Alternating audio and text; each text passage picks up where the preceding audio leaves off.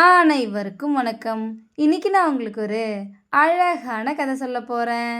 ஒரு மலை அடிவாரம் பக்கத்துல ஒரு மனுஷன் தன் குடும்பத்தோட வசிச்சு வந்தானா.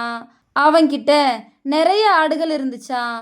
அவன் தினமும் அவனோட ஆடுகளை பக்கத்துல இருக்கிற மலைக்கு ஓட்டிட்டு போய் மேய்ச்சிட்டு வருவானா.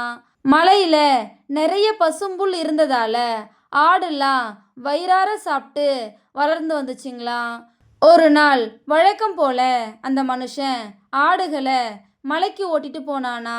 அவனோட மனைவி குடிசையில தன் குழந்தையோட தனியா இருந்தாளாம்.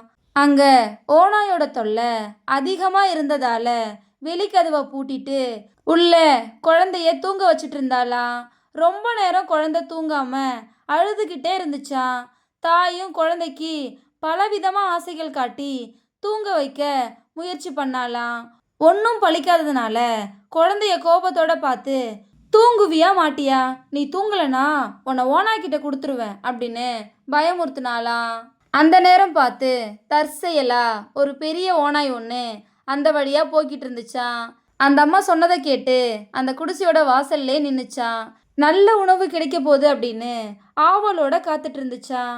ரொம்ப நேரம் ஆகியும் அந்த அம்மா வெளியே வராததால ஓனாய் கோபப்பட்டு, இந்த பெண்ணோட பேச்சு கேட்டு நான் இங்கே காத்துட்டு இருந்தது எல்லாம் வேஸ்ட்டு. பொய் வார்த்தைகளை சொல்லி என்னை நல்லா ஏமாத்திட்டா.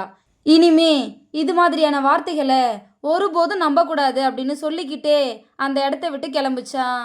இதோட இந்த கதை முடிஞ்சிருச்சு. நம்ம வாழ்க்கையிலையும் சில பேர் ஆசை வார்த்தைகளை சொல்லி நம்மளை ஏமாத்த பார்ப்பாங்க. நம்ம அந்த வார்த்தைகளை நம்பி ஏமாறக்கூடாது. அதை தான் இந்த கதை நமக்கு சொல்லுது. இந்த கதை உங்கள் எல்லாருக்கும் பிடிச்சிருக்கும் நம்புகிறேன். இன்னொரு அழகான கதையில் நாளைக்கு சந்திப்போம். நன்றி.